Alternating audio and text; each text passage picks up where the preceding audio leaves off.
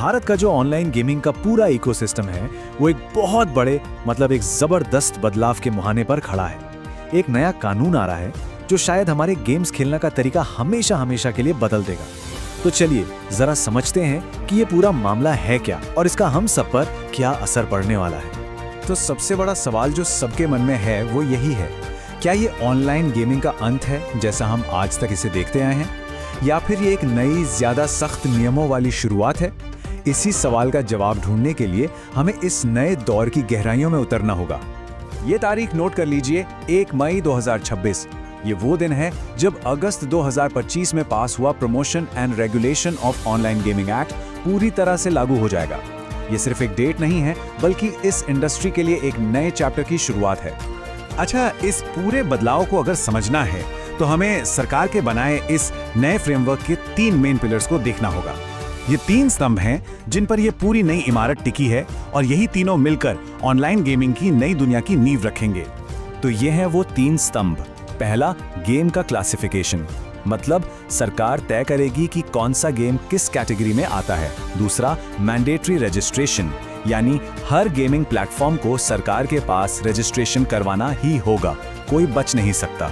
और तीसरा, इन सब पर नजर रखने के लिए एक बहुत पावरफुल नई अथॉरिटी बनाई जा रही है। चलिए अब एक एक करके इन्हें समझते हैं। और यहीं पर आप समझिए कि पूरा खेल बदल जाता है।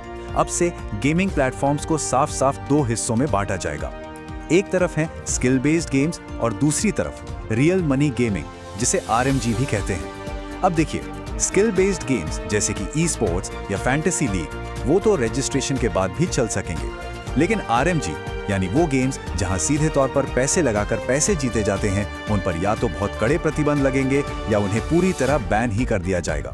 और ये जो लाइन खींची गई है, यही इस कानून का सबसे बड़ा और विवादास्पद कदम है। अब आते हैं दूसरे पिलर पर, सबके लिए रजिस्ट्रेशन कंपल्सरी। इसका मतलब बिल्कुल साफ है, अगर भारत में कोई ऑनलाइन गेमिंग प्लेटफॉर्म चलाना है तो सरकार से लाइसेंस लेना ही पड़ेगा।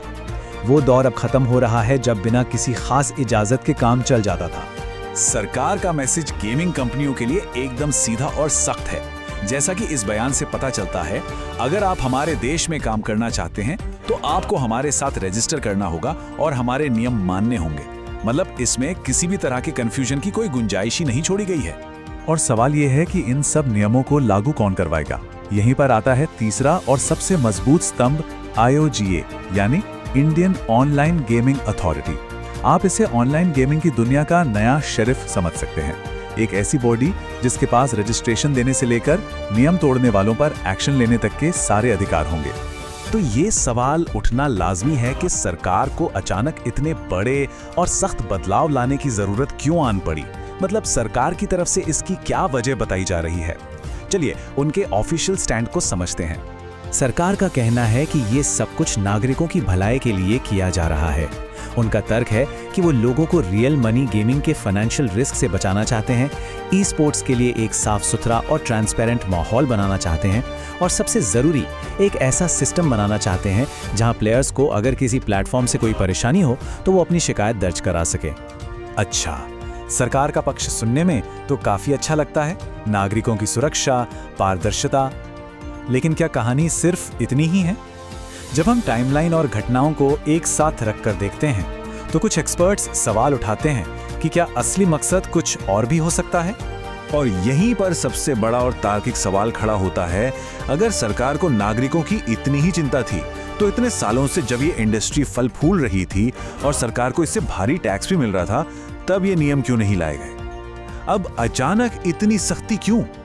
ये टाइमिंग बहुत कुछ कहती है। तो यहाँ हमें एक तरह का कॉन्ट्रास्ट दिखता है। एक तरफ सरकार के घोषित लक्ष्य हैं जैसे नागरिक सुरक्षा और पारदर्शिता, और दूसरी तरफ कुछ अनसुलझे सवाल हैं। क्या ये सब असल में GST कलेक्शन बढ़ाने का एक दबाव बनाने का तरीका है? और क्या ये कानून स्किल गेम्स पर सुप्रीम कोर्ट के पुराने फैसलों के खिलाफ नहीं जाता? ये 2 अलग अलग तस्वीरें हैं जो एक साथ देखने पर सोचने पर मजबूर करती हैं। स्रोत सामग्री एक बहुत ही दिलचस्प कनेक्शन की ओर इशारा करती है। बताया गया है कि ये सख्ती ठीक तब बढ़ाई गई जब गेमिंग कंपनियों ने GST बढ़ाने के एक प्रस्ताव को मानने से इनकार कर दिया था। इस टाइमिंग की वजह से ही आलोचक ये सवाल उठा रहे हैं कि क्या ये लड़ाई वाकई सुरक्षा की है या फिर असल मुद्दा रेवेन्यू का है। तो इन सारे नियमों, तर्कों और सवालों के बीच असल में होने क्या वाला है? गेमिंग प्लेटफॉर्म्स और करोड़ों प्लेयर्स के लिए इसका सीधा सीधा मतलब क्या है? चलिए ऑनलाइन गेमिंग के भविष्य पर एक नजर डालते हैं। देखिए, जो प्लेटफॉर्म से नए नियमों का पालन नहीं करेंगे उनके लिए अंजाम बहुत गंभीर होगा। उनका लाइसेंस सस्पेंड किया जा सकता है, उन पर टेम्पररी बैन लग सकता है, कानूनी कार्रवाई हो सकती है और सबसे बड़ी सजा, उनका रजिस्ट्रेशन हमेशा के लिए कैंसिल किया जा सकता है। मतलब उन्हें भारत में अपना बिजनेस बंद करना पड़ेगा। लेकिन हमें सिर्फ कंपनियों से आगे बढ़कर उन आम लोगों के बारे में भी सोचना होगा जो ये गेम्स खेलते हैं। रिपोर्ट्स बताती हैं कि कई छोटे शहरों और कस्बों में लोगों के लिए ये छोटी छोटी फैंटेसी लीग्स खेलना अपने रोज के खर्च चलाने या थोड़ी एक्स्ट्रा इनकम का एक जरिया था। अब उनका क्या होगा? और यहीं पर हम एक आखिरी और शायद सबसे जरूरी सवाल पर आके रुकते हैं। जब एक रेगुलेटेड यानी कानूनी रास्ते को इतना मुश्किल या लगभग बंद कर दिया जाता है तो लोग आखिर किस तरफ जाते हैं? क्या ये सख्ती वाकई प्लेयर्स की रक्षा करेगी या उन्हें गैर कानूनी और ज्यादा खतरनाक प्लेटफॉर्म्स की तरफ धकेल देगी? ये बहस तो अभी बस शुरू हुई है।